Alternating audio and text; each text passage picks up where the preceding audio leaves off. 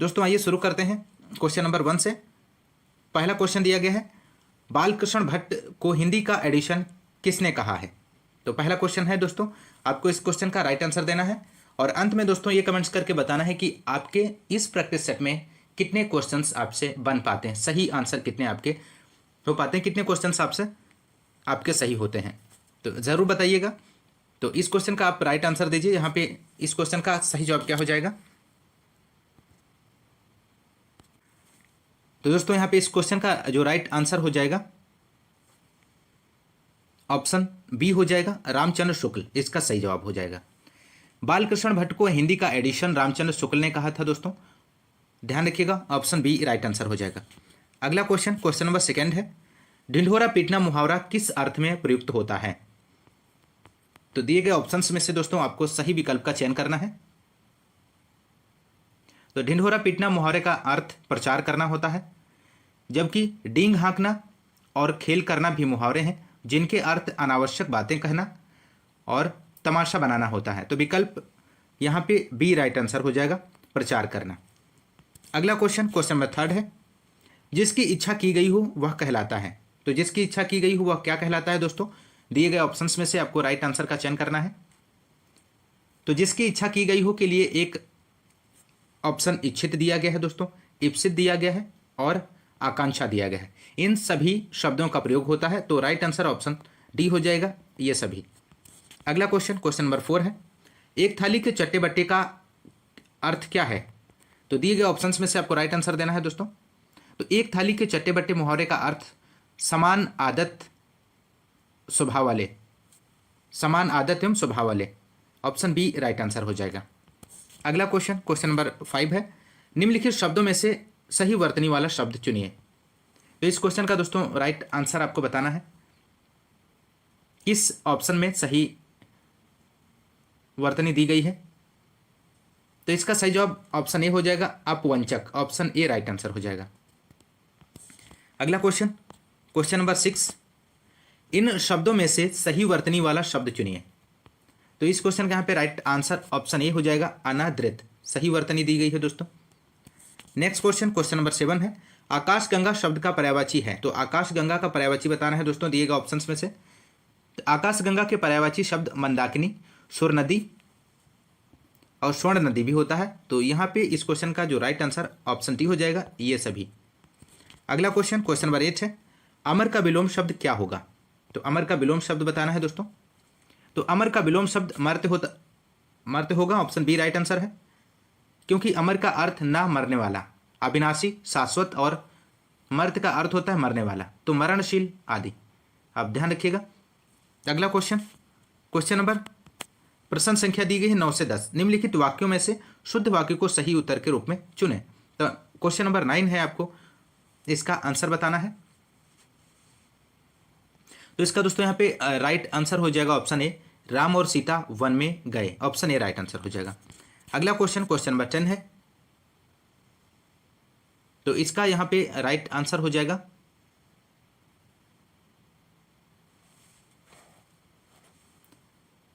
सी हो जाएगा, बच्चों को फल काट कर खिलाओ, ऑप्शन सी राइट आंसर हो जाएगा इस क्वेश्चन का दोस्तों।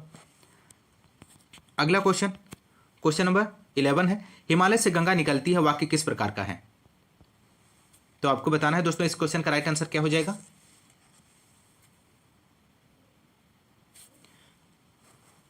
तो यहां पे इस क्वेश्चन का दोस्तों राइट आंसर ऑप्शन ए हो जाएगा, अपादान कारक, इसका सही जवाब है दोस्तों। अगला क्वेश्चन, क्वेश्चन नंबर 12 है, किस समास में अंतिम पद प्रधान होता है। तो आपको बताना है इस क्वेश्चन का राइट आंसर क्या हो जाएगा। जिस समास में उत्तर पद यानी कि अंतिम पद प्रधान होता है वहां तत्पुरुष समास होता है। इस समास में दोनों पदों के बीच का कारक चिन्ह जो होता है का को के लिए लुप्त हो जाता है, जैसे राजकुमार, इसका समास विग्रह होगा राजा का कुमार, अतः का विभक्ति जो है चिन्ह का लोप होने के कारण यहाँ तत्पुरुष समास है, इसमें अंतिम पद कुमार प्रधान है। तो यहाँ पे इस क्वेश्चन का राइट आंसर ऑप्शन ए हो जाएगा, तत्पुरुष समास। अगला क्वेश्चन, क्वेश्चन नंबर 13 है, वे दिन वे लोग किसकी रचना है दोस्तों, मोस्ट इंपोर्टेंट है, आपको बताना है इस क्वेश्चन का राइट आंसर क्या हो जाएगा। वे दिन वे लोग शिवपूजन सहाय की रचना है, यह संस्मरण है जो वर्ष 1946 में प्रकाशित हुआ, ऑप्शन डी राइट आंसर हो जाएगा। अगला क्वेश्चन नंबर 14 है, काव्यादर्श नामक ग्रंथ की रचना किसके द्वारा की गई थी? तो काव्यादर्श नामक ग्रंथ की रचना दंडी द्वारा की गई थी। यह संस्कृत काव्यशास्त्र संबंधी प्रसिद्ध ग्रंथ है, तो ऑप्शन डी राइट आंसर हो जाएगा, दंडी। अगला क्वेश्चन नंबर 15 है, के बिरला फाउंडेशन द्वारा वर्ष 1992 में साहित्य के क्षेत्र में उत्कृष्ट योगदान के लिए किस सम्मान की स्थापना की गई है? तो इस क्वेश्चन का यहाँ पे जो राइट आंसर हो जाएगा ऑप्शन ए हो जाएगा, सरस्वती सम्मान। ऑप्शन ए राइट आंसर है। नेक्स्ट क्वेश्चन नंबर 16, तानसेन सम्मान किस राज्य सरकार ने आरंभ किया है? तो तानसेन सम्मान मध्य प्रदेश राज्य सरकार ने आरंभ किया है। यह पुरस्कार वर्ष 1980 में स्थापित किया गया था। मध्य प्रदेश शासन द्वारा हिंदुस्तानी शास्त्रीय संगीत के क्षेत्र में उल्लेखनीय योगदान के लिए यह पुरस्कार प्रदान किया जाता है, तो ऑप्शन बी राइट आंसर हो जाएगा इस क्वेश्चन का। अगला क्वेश्चन नंबर 17 है, पद्मावत के लेखक कौन है? मोस्ट इंपॉर्टेंट प्रश्न है और बहुत ही सिंपल प्रश्न है दोस्तों। तो पद्मावत के लेखक मलिक मोहम्मद जायसी हैं। इसकी रचना सन 947 संवत 1540 में हुई थी और पद्मावत हिंदी साहित्य के अंतर्गत सूफी परंपरा का प्रसिद्ध महाकाव्य है, ध्यान रखिएगा। तो ऑप्शन सी राइट आंसर हो जाएगा, मलिक मोहम्मद जायसी। नेक्स्ट क्वेश्चन नंबर 18 है, खड़ी बोली गद्य के पूर्व हिंदी गद्य का निम्नलिखित में से कौन सा रूप मिलता है? तो खड़ी बोली के पूर्व हिंदी गद्य साहित्य राजस्थानी, ब्रजभाषा व दक्षिणी हिंदी तीनों भाषाओं में मिलता है, तो यहाँ पे राइट आंसर ऑप्शन डी हो जाएगा, ये सभी हो जाएगा दोस्तों। अगला क्वेश्चन नंबर 19 है, अकाल का पर्यायवाची क्या है? तो अकाल का पर्यायवाची बताना है दोस्तों दिए गए विकल्प में से। तो अकाल का पर्यायवाची शब्द दुर्भिक्ष होता है, ऑप्शन ए राइट आंसर हो जाएगा। अगला क्वेश्चन नंबर 20 है, आधुनिक हिंदी साहित्य की पहली आत्मकथा के लेखक कौन माने जाते हैं? तो आधुनिक हिंदी साहित्य की पहली आत्मकथा क्या भूलूं क्या याद करूं, जिसके लेखक हरिवंश राय बच्चन है। जबकि आधुनिक काल की प्रथम आत्मकथा अर्ध कथनक, जिसके लेखक बनारसी दास जैन हैं दोस्तों। तो ध्यान रखिएगा, इसका राइट आंसर हरिवंश राय बच्चन हो जाएगा। क्या भूलूं क्या याद करूं, ध्यान रखिएगा, इनकी जो है ये आत्मकथा है। अगला क्वेश्चन नंबर 21 है, अतिथि का विलोम बताइए। तो अतिथि का विलोम बताना है दोस्तों दिए गए ऑप्शंस में से। तो अतिथि का विलोम जो होता है यहाँ पे आतिथेय हो जाएगा, ऑप्शन ए राइट आंसर हो जाएगा। अगला क्वेश्चन नंबर 22 है, जिसे जीता ना जा सकता हो कहलाता है। जिसे जीता ना जा सकता हो क्या कहलाता है दोस्तों? जिसे जीता ना जा सकता हो अजय कहलाता है। किसी कार्य में सफलता प्राप्त करना विजय कहलाती है। इसी प्रकार किसी भी प्रकार का भय ना होना अभय कहलाता है, तो ऑप्शन बी राइट आंसर हो जाएगा यहाँ पे। अगला क्वेश्चन नंबर 23, सन्मार्ग का सन्निविच्छेद क्या है? तो दोस्तों बताना है आपको सन्मार्ग का सन्निविच्छेद क्या हो जाएगा। तो सन्मार्ग में व्यंजन संधि है दोस्तों, और इस संधि का सन्निविच्छेद सत प्लस मार्ग हो जाएगा, क्योंकि व्यंजन के साथ व्यंजन या स्वर के मेल को व्यंजन कहा जाता है। तो ऑप्शन ए राइट आंसर हो जाएगा, सत प्लस मार्ग। अगला क्वेश्चन नंबर 24 है, अभ्युदय का सन्निविच्छेद क्या है? तो दिए गए ऑप्शंस में से अभ्युदय का सन्निविच्छेद आपको करना है। तो अभ्युदय में यण संधि है। सही सन्निविच्छेद यदि हम बात करें तो अभि प्लस उदय हो जाएगा दोस्तों, यहाँ पे ऑप्शन बी राइट आंसर हो जाएगा इस क्वेश्चन का। अगला क्वेश्चन नंबर 25 है, प्राप्तांक में कौन सा समास है? तो प्राप्तांक में आपको समास बताना है दोस्तों। तो प्राप्तांक में अव्ययी भाव समास है। इसका समास विग्रह होता है प्राप्त अंक होगा। अव्ययी भाव समास में पूर्व पद प्रधान अव्यय होता है, और प्राप्तांक में पूर्व पद प्राप्त प्रधान होने के साथ साथ एक अव्यय भी है। तो यहाँ पे इस क्वेश्चन का राइट आंसर ऑप्शन 1 हो जाएगा, अव्ययी भाव। नेक्स्ट क्वेश्चन, त्रिफला शब्द में समास बताइए। सिंपल प्रश्न है, इस क्वेश्चन का राइट आंसर क्या हो जाएगा? त्रिफला शब्द में द्विगु समास है दोस्तों, क्योंकि जिस समस्त पद का पूर्व पद संख्यावाची विशेषण हो वह द्विगु समास कहलाता है। इसमें समूह या समाहार का ज्ञान होता है, तो ऑप्शन बी राइट आंसर है, द्विगु समास। नेक्स्ट प्रश्न संख्या 27 से 28, नीचे दिए गए विकल्पों में से तत्सम शब्द का चयन कीजिए। तो तत्सम शब्द का चयन करना है नीचे दिए गए प्रश्न से। प्रश्न नंबर 27 है, आपको बताना है इसमें कौन सा तत्सम शब्द दिया गया है। तो इस क्वेश्चन का दोस्तों राइट आंसर हो जाएगा जो कपाट है। कपाट तत्सम शब्द है, कपाट तत्सम शब्द है दोस्तों, और इसका तद्भव जो होता है वो किवाड़ होता है, ध्यान रखिएगा। अगला क्वेश्चन नंबर 28 है। 28 में आपको तत्सम बताना है। तो इसका जो तत्सम हो जाएगा दोस्तों कांचन। कांचन जो है तत्सम शब्द है और इसका तद्भव रूप कंचन बनेगा। ये कांचन जो है तत्सम है और तद्भव जो है कंचन बनेगा। और कंचन का अर्थ स्वर्ण होता है दोस्तों, ध्यान रखिएगा। अगला क्वेश्चन, क्वेश्चन नंबर 29। अत्याचार में किस उपसर्ग का प्रयोग हुआ है? तो अत्याचार में आपको उपसर्ग का चयन करना है। तो अत्याचार शब्द में अति उपसर्ग है और इसमें मूल शब्द आचार है। यण संधि के अनुसार छोटी बड़ी वर्णों के पश्चात भिन्न स्वर आने पर इसमें परिवर्तन हो जाता है। तो यहाँ पे इस क्वेश्चन का जो राइट आंसर होगा वो ऑप्शन बी हो जाएगा, अत्याचार, अति, यहाँ पे राइट आंसर हो जाएगा। क्वेश्चन नंबर 30 है, अनुचर में प्रयुक्त उपसर्ग बताइए। तो अनुचर में आपको उपसर्ग बताना है, कौन सा उपसर्ग का प्रयोग किया गया है। तो अनुचर शब्द में अनुपसर्ग व चर मूल शब्द है दोस्तों। तो अनु उपसर्ग का प्रयोग हुआ है यहाँ पे, ऑप्शन सी राइट आंसर हो जाएगा।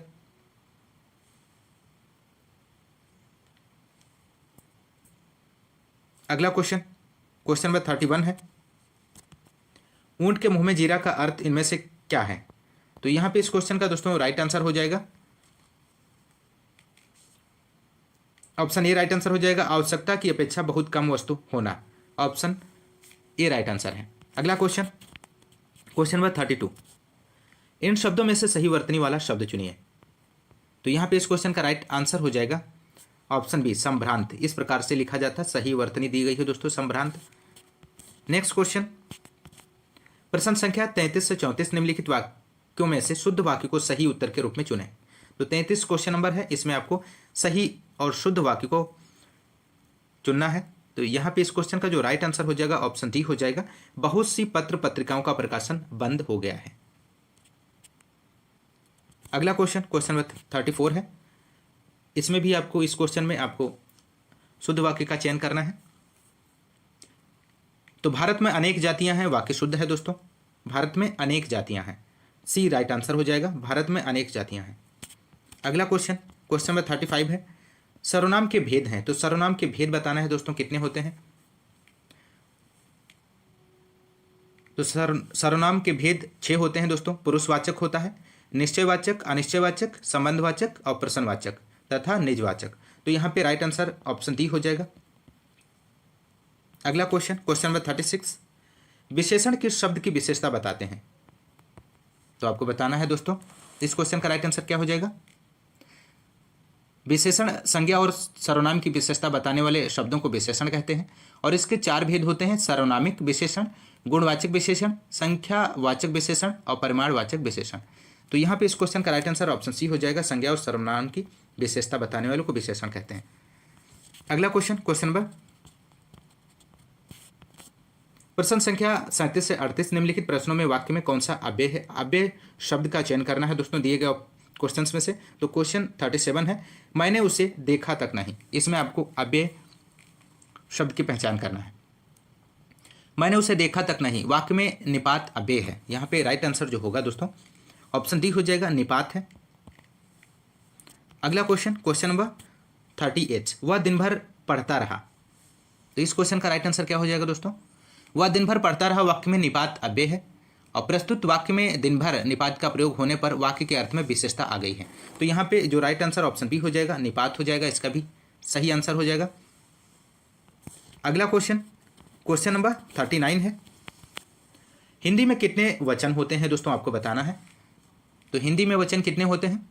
तो हिंदी में 2 वचन होते हैं दोस्तों, एक वचन और बहुवचन। जैसे लड़का एक वचन और लड़के बहुवचन। तो ऑप्शन यहाँ पे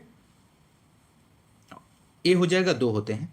अगला क्वेश्चन, क्वेश्चन नंबर 40 है, इनमें से एक वचन बहुवचन का कौन सा युग्म सही नहीं है? तो जो भी युग्म सही नहीं है आपको चयन करना है। तो ऑप्शन इस क्वेश्चन का बी राइट आंसर हो जाएगा, आंसू आंसू, ऑप्शन बी राइट आंसर हो जाएगा। आंसू आंसू शब्द युग्म अशुद्ध है, एक वचन बहुवचन युग्म है, क्योंकि आंसू शब्द का प्रयोग सदैव बहुवचन के लिए किया जाता है। ऑप्शन बी राइट आंसर हो जाएगा। अगला क्वेश्चन, क्वेश्चन नंबर 41 है, कारक का अर्थ है। तो कारक का अर्थ बताना है दोस्तों दिए गए ऑप्शंस में से। तो यहाँ पे इस क्वेश्चन का जो राइट आंसर ऑप्शन सी हो जाएगा, संज्ञा या सर्वनाम का क्रिया या अन्य पदों से संबंध सूचित करने वाले शब्द जो होते हैं वो कारक कहलाते हैं। और जो कारक होते हैं वो कर्ता ने कर्म को करण से के द्वारा, संप्रदान को के लिए, अपादान से अलग होने के अर्थ में प्रयोग किया जाता है।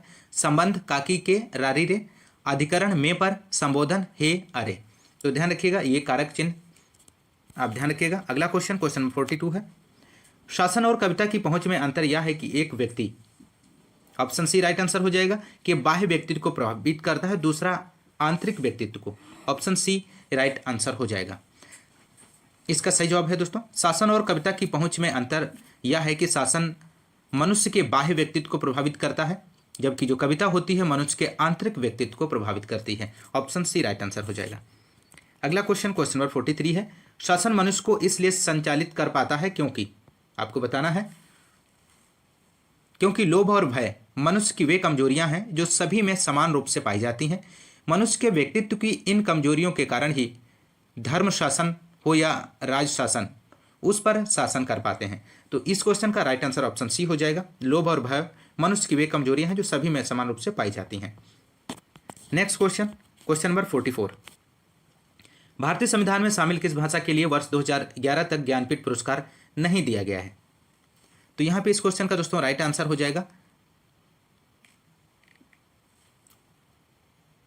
ऑप्शन बी राइट आंसर हो जाएगा, सिंधी इसका सही जवाब है।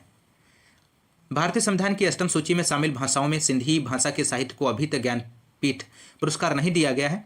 संस्कृत भाषा में साहित्य रचना के लिए सत्यव्रत शास्त्री को वर्ष 2006 में, कश्मीरी भाषा में साहित्य रचना के लिए रहमान राही को वर्ष 2004 में और कोंकणी भाषा में साहित्य रचना के लिए रविंद्र केलकर को वर्ष 2009 में ज्ञानपीठ पुरस्कार प्राप्त हुआ है। तो ध्यान रखिएगा इस क्वेश्चन का राइट आंसर ऑप्शन बी हो जाएगा। अगला क्वेश्चन नंबर 45। निम्नलिखित में से किसे 57वां ज्ञानपीठ पुरस्कार के लिए चुना गया है?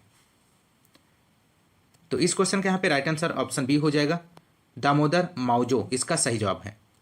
प्रसिद्ध कोंकणी उपन्यासकार दामोदर मावजो को 57वां ज्ञानपीठ पुरस्कार 2002 के लिए चुना गया है। मावजो रविंद्र केलकर के बाद ज्ञानपीठ पुरस्कार पाने वाले दूसरे कोंकणी लेखक हैं, ध्यान रखिएगा। अगला क्वेश्चन नंबर 46। खड़ी बोली हिंदी गद्य का प्राचीनतम प्रमाण किस रचना में मिलता है?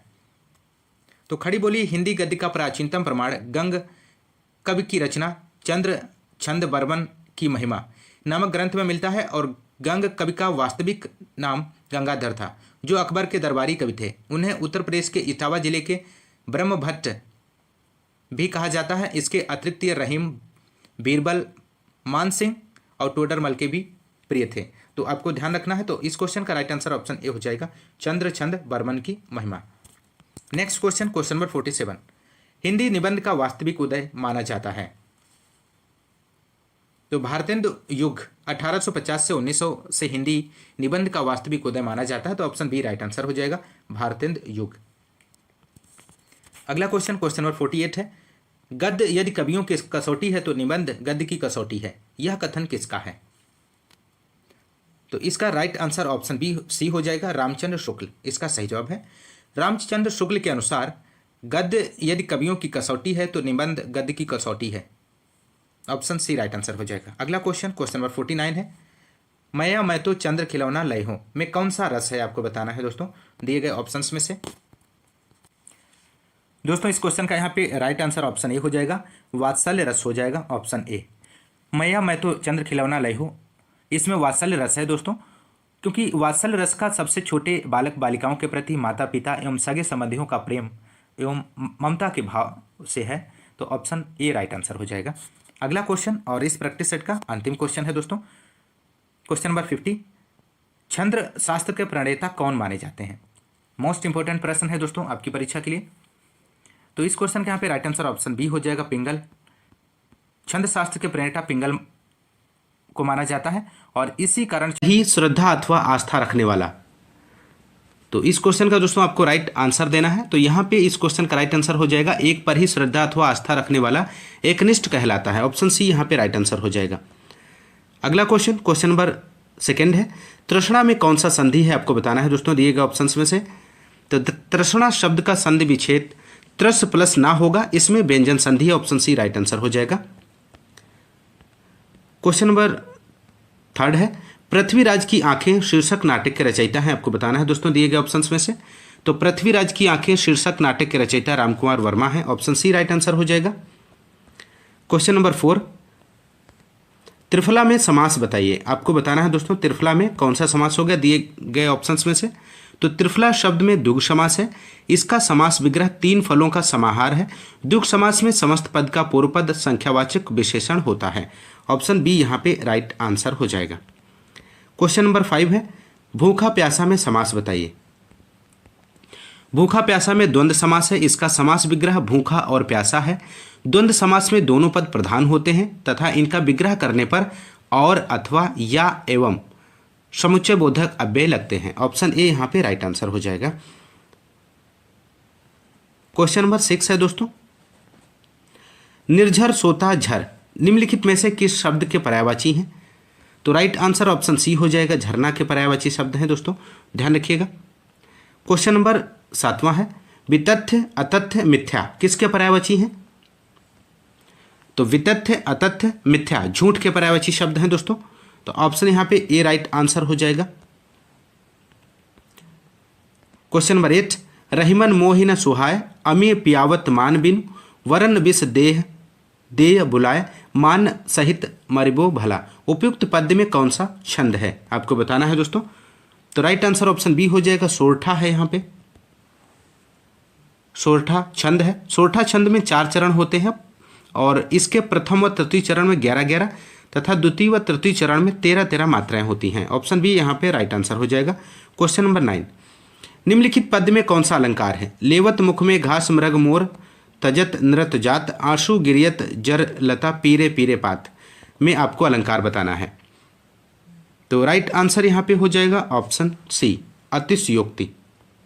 जब किसी वस्तु का बहुत बढ़ा चढ़ाकर अर्थात अमर्यादित रूप से वर्णन किया जाए वहां अतिशयोक्ति अलंकार होता है। ऑप्शन सी यहाँ पे राइट आंसर हो जाएगा। क्वेश्चन नंबर 10 है यारा लावा किस प्रकार के व्यंजन है। आपको बताना है दोस्तों दिए गए ऑप्शंस में से। तो ऑप्शन बी यहाँ पे राइट आंसर हो जाएगा अंतःस्थ व्यंजन है। यारा लावा अंतःस्थ व्यंजन होते हैं वे व्यंजन वर्ण जिनका उच्चारण पारस्परिक वर्णमाला के बीच अर्थात स्वरों व व्यंजनों के बीच स्थित हो उन्हें अंतःस्थ व्यंजन कहते हैं। कासे मातक के सभी वर्ण स्पर्श शाखा शाह ऊष्म तथा अंग और आह अयुग वाह वर्ण कहलाते हैं। तो ध्यान रखिएगा दोस्तों। क्वेश्चन नंबर 11 है शुद्ध शब्द कौन सा है दिए गए ऑप्शंस में से आपको बताना है। तो राइट आंसर यहाँ पे हो जाएगा शुद्ध शब्द सच्चिदानंद है। सत्य प्लस चित्त प्लस आनंद बराबर होता है सच्चिदानंद। ऑप्शन बी यहाँ पे राइट आंसर हो जाएगा। क्वेश्चन नंबर 12 है झंझावत किसका पर्यायवाची शब्द है। तो झंझावत तूफान का पर्यायवाची शब्द है। ऑप्शन बी यहाँ पे राइट आंसर हो जाएगा। अगला क्वेश्चन क्वेश्चन नंबर 13 टेढ़ी खीर होना मुहावरे का क्या आशय है। टेढ़ी खीर होना मुहावरे का अर्थ कठिन कार्य होना। ऑप्शन बी यहाँ पे दोस्तों राइट आंसर हो जाएगा। अगला क्वेश्चन क्वेश्चन नंबर 14 है अनुनय विनय से भी न पसीजना इनमें से किस मुहावरे का अर्थ है। तो अनुनय विनय से भी न पसीजना मुहावरे का अर्थ जड़ हो जाना है। ऑप्शन बी यहाँ पे राइट आंसर हो जाएगा। क्वेश्चन नंबर 15 है सही वर्तनी वाला शब्द चुनिए। तो राइट आंसर आशीर्वाद शब्द वर्तनी की दृष्टि से शुद्ध शब्द है। ऑप्शन ए यहाँ पे राइट आंसर हो जाएगा। अगला क्वेश्चन क्वेश्चन नंबर 16 इनमें से सही वर्तनी वाला शब्द कौन सा है दोस्तों आपको बताना है दिए गए ऑप्शंस में से। तो राइट आंसर यहां पे हो जाएगा जर्जर रहित शब्द वर्तनी की दृष्टि से शुद्ध शब्द है। जर्जरित जर्जरित यहां पे हो जाएगा दोस्तों। ऑप्शन बी राइट आंसर है जर्जरित। अगला क्वेश्चन क्वेश्चन नंबर 17 शोक किस रस का स्थायी भाव है। दिए गए ऑप्शंस में से आपको सही विकल्प का चयन करना है। तो शोक करुण रस का स्थायी भाव है। ऑप्शन ए यहाँ पे राइट आंसर हो जाएगा। क्वेश्चन नंबर 18 है दोहा के सम चरणों में कितनी मात्राएं होती हैं। तो दोहा एक मात्रिक छंद है। इसमें 4 चरण होते हैं। इसके प्रथम व तृतीय अर्थात विषम चरणों में 13-13 मात्राएं, द्वितीय व चतुर्थ अर्थात सम चरणों में 11-11 मात्राएं होती हैं। ऑप्शन ए यहाँ पे राइट आंसर हो जाएगा। क्वेश्चन नंबर 19 है गुड़ खाए गुलगुले से परहेज। आपको बताना है दोस्तों। तो गुड़ खाए गुलगुले से परहेज का अर्थ दिखावटी परहेज है। ऑप्शन बी यहाँ पे राइट आंसर। क्वेश्चन नंबर 20 है असरफी की लूट कोयले पर छाप। तो असरफी की लूट, कोयले पर छाप का अर्थ कीमती वस्तु की चिंता छोड़कर सस्ती वस्तु को सहेजना है। ऑप्शन ए यहाँ पे सही जवाब हो जाएगा दोस्तों। क्वेश्चन नंबर 21 है, गीतांजलि का संधि विच्छेद बताइए। तो आपको बताना है दिए गए ऑप्शंस में से। तो गीतांजलि का संधि विच्छेद गीत प्लस अंजलि है, इसमें दीर्घ स्वर संधि है। ऑप्शन सी यहाँ पे राइट आंसर हो जाएगा, गीत प्लस अंजलि बराबर गीतांजलि। क्वेश्चन नंबर 22, गृह का पर्यायवाची नहीं है, आपको बताना है दिए गए ऑप्शंस में से। तो राइट आंसर हो जाएगा ऑप्शन यहाँ पे सी हो जाएगा, प्रवास। प्रवास यहाँ पे जो है गृह का पर्यायवाची नहीं है। आवास, सदन और निकेतन गृह के पर्यायवाची हैं, ध्यान रखिएगा। क्वेश्चन नंबर 23, चंद्र का पर्यायवाची नहीं है, बताना है दिए गए ऑप्शंस में से। तो हिमांशु, सुधांशु, सारंग चंद्रमा के पर्यायवाची हैं। ज्योत्सना चंद्र का पर्यायवाची नहीं है, आपको बताना यहाँ पे राइट आंसर ऑप्शन बी हो जाएगा दोस्तों। क्वेश्चन नंबर 24, क्या भूलूं क्या याद करूं आत्मकथा किसने लिखी है। तो राइट आंसर यहाँ पे हो जाएगा दोस्तों, क्या भूलूं क्या याद करूं हरिवंश राय बच्चन द्वारा रचित आत्मकथा है। इसका प्रकाशन वर्ष 1969 में हुआ था, ध्यान रखिएगा 1969 में इसका प्रकाशन हुआ था। तो ऑप्शन ए यहाँ पे राइट आंसर हो जाएगा, हरिवंश राय बच्चन। क्वेश्चन नंबर 25, अपनी खबर आत्मकथा के लेखक हैं, आपको बताना है दिए गए ऑप्शंस में से। तो अपनी खबर आत्मकथा के लेखक पांडे बेचन शर्मा उग्र हैं। यह वर्ष 1960 में प्रकाशित हुई थी, 1960 में। तो ऑप्शन यहाँ पे डी राइट आंसर हो जाएगा, पांडे बेचन शर्मा उग्र। अगला प्रश्न संख्या 26 से 27 निम्नलिखित प्रश्नों में शुद्ध वाक्य का चयन कीजिए। तो शुद्ध वाक्य का चयन करना है क्वेश्चन नंबर 26 में। तो यहां पे राइट आंसर हो जाएगा, कन्या परायाधन होती है। वाक्य व्याकरणिक दृष्टि से शुद्ध है। ऑप्शन ए यहां पे राइट आंसर हो जाएगा। क्वेश्चन नंबर 27 है, तो 27 का यहाँ पे राइट आंसर हो जाएगा, साहित्य और जीवन का अभिन्न संबंध है। ऑप्शन डी राइट आंसर हो जाएगा।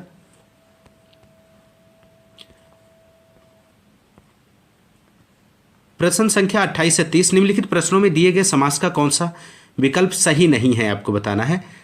तो 28 क्वेश्चन नंबर है, तत्पुरुष समास का आपको बताना है यहाँ पे। तो यथा संभव में अव्ययी भाव समास है। इसका समास विग्रह जैसा संभव हो। धनहीन का धन से हीन, हिमालय का हिम का आलय, हथकड़ी का हाथ के लिए कड़ी समास विग्रह होगा। तो ऑप्शन बी यहाँ पे राइट आंसर है, यथा संभव। Question number 29, बहुव्रीहि। तो राइट आंसर यहाँ पे ऑप्शन ए हो जाएगा, गृह प्रवेश में तत्पुरुष समास है दोस्तों, ध्यान रखिएगा। क्वेश्चन नंबर 29 का पहला ऑप्शन सही हो जाएगा। क्वेश्चन नंबर 30 है, कर्मधारय। कर्मधारय का उदाहरण आपको कौन सा कर्मधारय का उदाहरण नहीं है, आपको चयन करना है। तो दादा दादी में द्वंद्व समास है। ऑप्शन डी यहाँ पे राइट आंसर हो जाएगा। क्वेश्चन नंबर प्रश्न संख्या 31 से 33 निम्नलिखित गद्यांश के आधार पर दिए गए प्रश्नों के उत्तर दें। गद्यांश दिया गया है दोस्तों, इसे आप पढ़ लीजिए। वर्तमान हिंदी कविता की भूमि में आज एक कोलाहल सा छा रहा है। लोग कहते हैं कि इस कविता के माध्यम से राजनीति साहित्य पर चढ़ी आ रही है और जिस कला पक्ष में फूल और फलों की सजावट होनी चाहिए थी उसमें मजदूरों के गंदे चित्थड़े, कपड़ों की धूल, चिमनियों का धुआं और खेतों की धूल भरती जा रही है। शुद्ध कला के उपासकों को यह चिंता हो रही है कि साहित्य राजनीति के हाथ का रणवाद्य बनता जा रहा है और उसके प्राणों की कलामयी दीप्ति दिनों दिन क्षीण होती जा रही है। दूसरी ओर एक दल जो शुद्ध कला की कृतियों को आनंद और पलायन का प्रयास कहकर उसकी हंसी उड़ाता है, उसका विश्वास है कि जब जीवन में संघर्ष की आंधी चल रही हो, पराधीन राष्ट्र स्वतंत्र होने के लिए आंदोलन कर रहे हों, तो ऐसे समय में कवि का अपनी वैयक्तिक अनुभूति के मायाबंध में बंधे रहना जीवन के प्रति साहित्य की दायित्वहीनता का प्रमाण है। यह दल चाहता है कि साहित्य अपने कल्पना लोक से उतरकर पृथ्वी पर आए और निष्क्रियता त्याग कर प्रगति के मार्ग पर आरूढ़ हो। तो दोस्तों ये रहा गद्यांश, और गद्यांश नीचे दिए गए क्वेश्चंस 31 को देखते हैं दोस्तों। दिए गए गद्यांश का उपयुक्त शीर्षक आपको बताना है दोस्तों। तो राइट आंसर ऑप्शन डी हो जाएगा, वर्तमान साहित्य की धाराएं। यहां पे सही जवाब हो जाएगा। क्वेश्चन नंबर 32 है दोस्तों, साहित्य के पृथ्वी पर उतरने से तात्पर्य है कि साहित्य यथार्थवादी बने। ऑप्शन डी यहां पे राइट आंसर हो जाएगा। क्वेश्चन नंबर 33, लेखक कहता है कि राजनीति साहित्य पर हावी हो रही है। ऑप्शन डी यहां पे राइट आंसर हो जाएगा दोस्तों। क्वेश्चन नंबर 34 है, समास का अर्थ है आपको बताना है दिए गए ऑप्शंस में से। तो राइट आंसर यहां पे हो जाएगा ऑप्शन ए, दो शब्दों को मिलाकर छोटा करना। दो अथवा दो से अधिक शब्दों को मिलाकर नए सार्थक शब्द की रचना करने की प्रक्रिया को समास कहते हैं। जैसे प्रत्येक दिन से प्रतिदिन, यश को प्राप्त से यश प्राप्त आदि। समास के 6 भेद होते हैं जो है तत्पुरुष समास, कर्मधारय, अव्ययी भाव, दुग, द्वंद्व व बहुव्रीहि समास। ध्यान रखिएगा दोस्तों। अगला क्वेश्चन नंबर 35, समास के कितने भेद हैं आपको बताना है। तो राइट आंसर यहां पे हो जाएगा, समास के 6 भेद हैं, तत्पुरुष, कर्मधारय, अव्ययी भाव, दुग, द्वंद्व व बहुव्रीहि समास। ऑप्शन बी यहां पे राइट आंसर हो जाएगा। क्वेश्चन नंबर 36, व्यग्र का पर्यायवाची क्या होगा। तो राइट आंसर यहां पे हो जाएगा ऑप्शन सी, अधीर यहां पे सही जवाब है। क्वेश्चन नंबर 37, अनार का पर्यायवाची है। अनार का पर्यायवाची आपको बताना है दिए गए ऑप्शंस में से। तो राइट आंसर ऑप्शन डी हो जाएगा, ये सभी, शुकोदन, दाड़िम और राम बीज। ऑप्शन डी यहां पे राइट आंसर हो जाएगा। 38 क्वेश्चन नंबर, ग्रहण का विलोम शब्द होगा। तो इनमें से कौन सा ग्रहण का विलोम शब्द होगा दोस्तों। तो ग्रहण का विलोम त्याज्य है। ऑप्शन बी यहां पे राइट आंसर हो जाएगा, त्याज्य।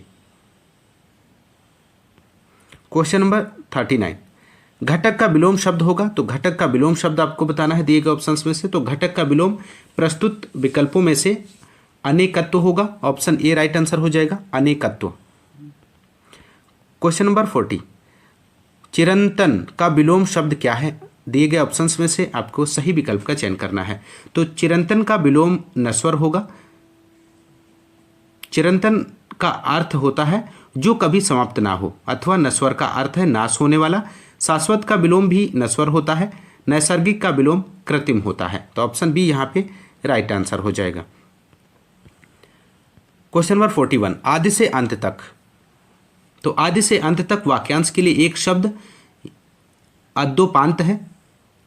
आदि का अर्थ आरंभ, दिगंत का अर्थ दिशा का अंत और अंतिम का अर्थ अंत है। तो ऑप्शन ए यहां पे राइट आंसर हो जाएगा, अद्योपांत। क्वेश्चन नंबर 42, जिसकी कोई इच्छा स्पृहा ना हो कहलाता है। तो जिसकी कोई इच्छा ना हो के लिए एक शब्द निस्पृह हो जाएगा, निस्पृह हो जाएगा। जिसे कोई आस ना हो के लिए निराश। जो किसी चीज में लिप्त ना हो तथा जिसमें कोई बाधा ना हो के लिए निर्बाध शब्द होगा। तो ऑप्शन सी यहां पे राइट आंसर हो जाएगा, निस्पृह। क्वेश्चन नंबर 43, सौभाग्य का तद्भव शब्द क्या है। तो सौभाग्य का तद्भव शब्द क्या होगा दिए गए ऑप्शंस में से। तो सौभाग्य का तद्भव शब्द सुहाग है। ऑप्शन बी राइट आंसर हो जाएगा। क्वेश्चन नंबर 44, शुद्ध वर्तनी वाला शब्द कौन सा है। तो राइट आंसर यहां पे हो जाएगा, सुषुप्ति शुद्ध वर्तनी वाला शब्द है। ऑप्शन डी राइट आंसर हो जाएगा।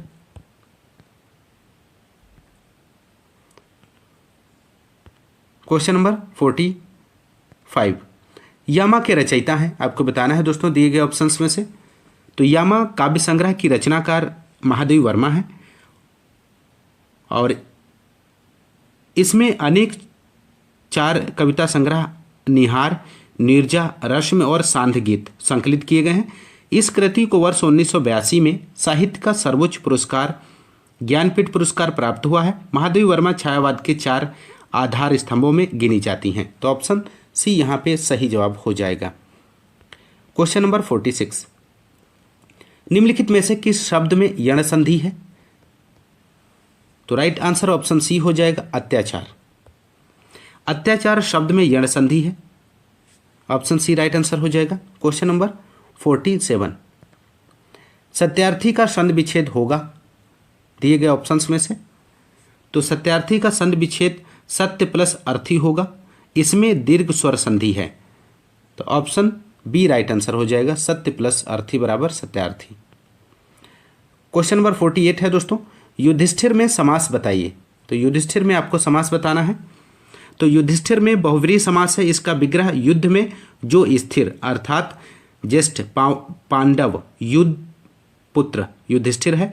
बहुव्रीहि समास में पूर्व पद व उत्तर पद दोनों में से कोई भी प्रधान ना होकर कोई अन्य पद की प्रधान होता है, कोई अन्य पद ही प्रधान होता है दोस्तों। तो ऑप्शन बी यहाँ पे राइट आंसर हो जाएगा, बहुव्रीहि समास। क्वेश्चन नंबर 49, अजात शत्रु में समास बताइए। तो अजात शत्रु में बहुव्रीहि समास है, इसका विग्रह न पैदा हुआ जिसका कोई शत्रु अर्थात अजात शत्रु। बहुव्रीहि समास में पूर्व पद व उत्तर पद दोनों में से कोई भी प्रधान न होकर कोई अन्य पद ही प्रधान होता है, तो ऑप्शन डी यहाँ पे राइट आंसर हो जाएगा, बहुव्रीहि समास। क्वेश्चन नंबर 50 और अंतिम क्वेश्चन है, अंत का पर्यायवाची शब्द क्या होगा। तो अंत का पर्यायवाची अवसान होगा, ऑप्शन सी राइट आंसर हो जाएगा।